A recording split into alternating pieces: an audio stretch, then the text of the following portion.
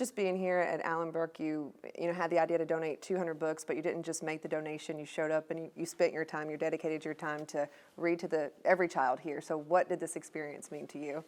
I'm gonna tell you, I get nervous. I think speaking in front of kids, and I've read a couple books in front of classes before, in front of schools, and I think it's more, I get nervous more about that than I do standing up in front of a crowd of race fans or in any kind of big function.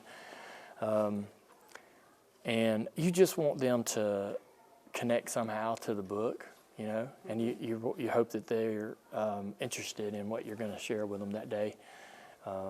But it's fun for me. I never, you know, there's no, this all kind of just happens. There's no master plan. There's, you know, I became a dad and I thought, you know, my kids were reading so many books and I enjoy, we read a book every night to our kids. It's just what they like, and so many different books, so many different messages. And I thought, man, it might be fun.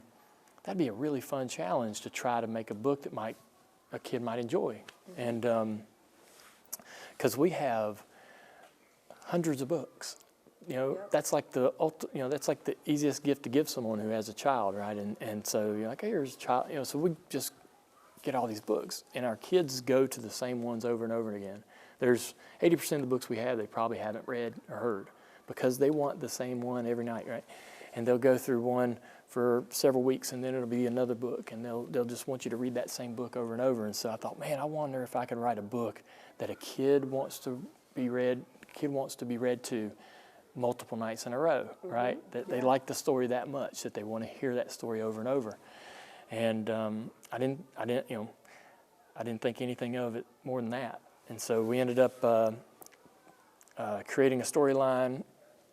We chose the artist. We read every line and you know, changed whatever, you know, word we wanted about the story, and was very, very involved in the making of the book and how it looks and how, you know, what Buster looks like. A Buster is a design of a car that my dad drove in the 70s. My very favorite race car that my dad ever raced was this dirt car.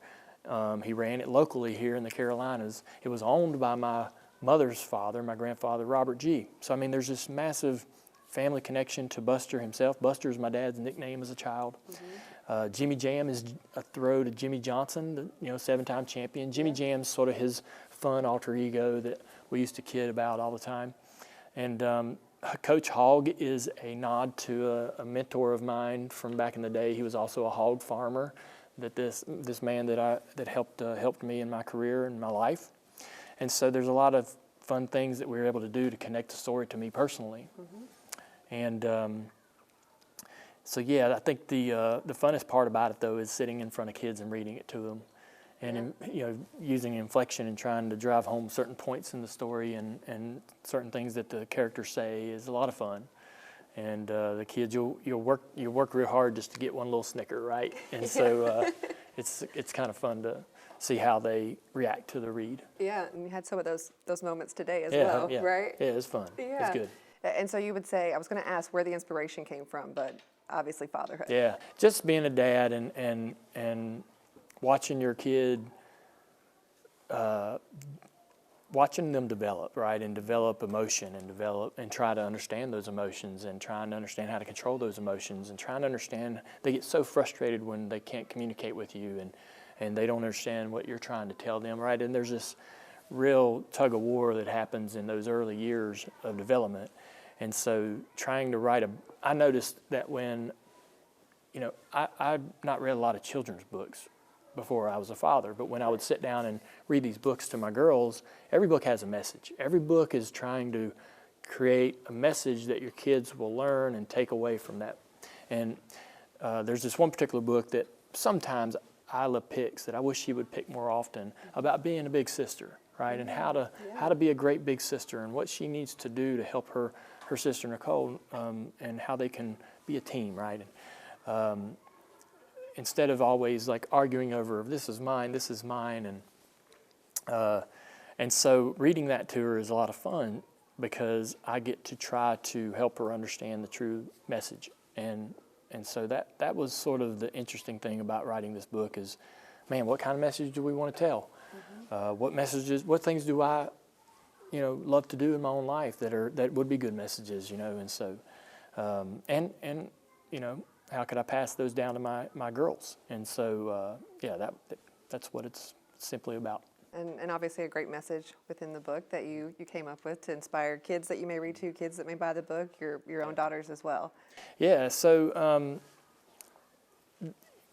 I always struggled, and even today, right? I mean, reading to the kids, I get nervous, right? I get nervous walking into this building to do this, but trying to push through and understanding, that not only can you get over the nerves, but you can also succeed in whatever it is that you're about to try to accomplish. So trying to control, I wonder sometimes that my girls confuse, their emotions and don't know how to don't know how to communicate what they're feeling to me. And so this book kind of tells them, man, it's okay to be nervous. It's okay to have, those anxieties, and it's okay to be worried about making friends and being in a good space. And but ultimately, in the end, Buster helps one of his teammates win the race, right? Yeah. He's faced with a decision, and he does something that helps someone else succeed. And that's one of my favorite things to do. And I love to help other people, and I love to see them. I get as much joy as if I had done the thing as by watching them celebrate and watching the joy that they get from it. And so that's one of the fun things that Buster does in this particular story. And I also want my girls to be that way. I want them to be helpers, and I want them to want to assist people and want to aid people, right, and not just be about achieving for themselves. That's always going to be part of life. You're always going to be driven to achieve and accomplish goals, but also part of life is also helping other people realize their own success. And so hopefully there's a little bit of that in every story that we do with Buster. When you read it to the girls for the first time, what was their reaction? I was just about as nervous as reading it to the class, because they're the ones that I dedicate the book to. Right. And as Nicole gets older, I think hopefully she connects to the story. But Isla is at that perfect age, right, where she could definitely get into a book like this. But you just put it on the shelf, right, with all the rest, and you hope when they walk over there to pick their book, it's the one, they're going to pick Buster a few times. Have they? Oh yeah, I mean, I've read it to Isla a few times at night, but there's several. Like I said, I mean, there's a big competition out there. Right. They pick other books they get this one book she picks every night, and I'm like, goodness. I don't say anything, I just like, okay, we're going to read this. You just embrace it for the 100th time. Yeah. What book is that? The Book Without Pictures. Okay. Yeah, it's a book without pictures. I don't remember the artist, but or the writer, but it's a book without pictures, and it basically the reader's saying all these goofy things that words that don't even make sense. Okay. She just giggles with laughter that I have to. That the book is making me read these, and so we go to that one a lot, and. Here lately, I mean, it's just been just about anything, but I keep moving Buster around to see if, get him closer to the book she's been choosing to see if she might pull him off the shelf. Yeah, I like the strategy. Yeah. And when you think back to your childhood, was there a book that you remember reading or Little Red Caboose was a book I read a lot when I was a little boy, and we had that book too, and he helps the train up the mountain, and so he holds the brake to be able to save the train as it's trying to slide down the mountain. I don't know why, but that book was, I guess I must have not had many books or maybe whatever it was, but The Little Red Caboose is a great story. Yeah. All right, you mentioned Buster. I know the series is continuing, so later this year you'll have a second edition to this, so can you give me a little insight on what we can expect? Yeah, Buster meets some new friends, and, he gets back on track. That's kind of he gets a little bit off track, gets a little frustrated, and he needs, he has to regroup, and he gets some help from some friends on how to get his mind back on track and get his mind back on the task at hand. And I think that's a very simple message that we all can understand. Yeah.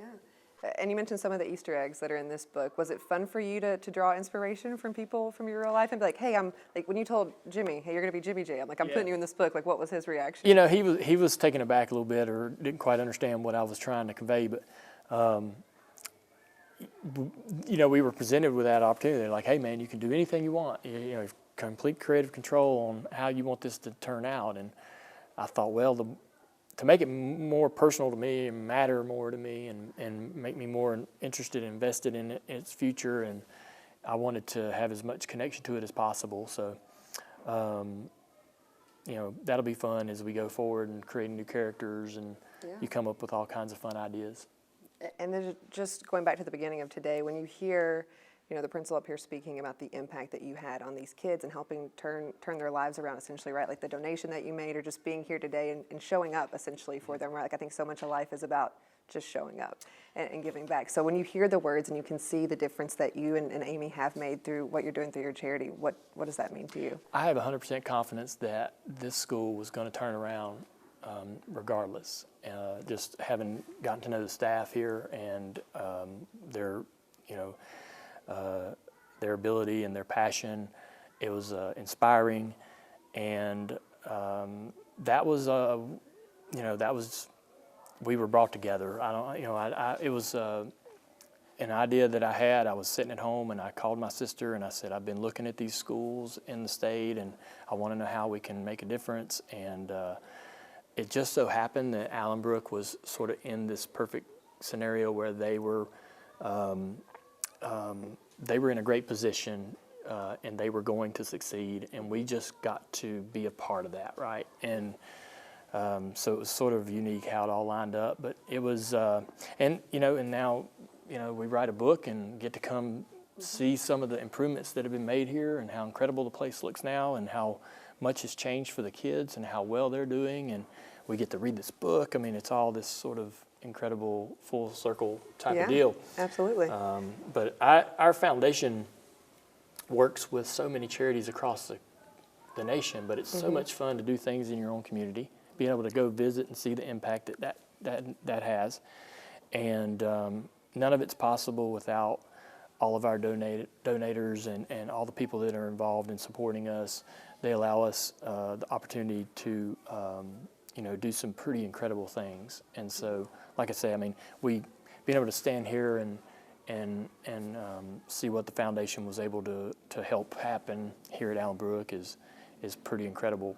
So yeah, Awesome we're inspired by the staff, and we're inspired to continue helping and looking for more opportunities to do that. So it's good.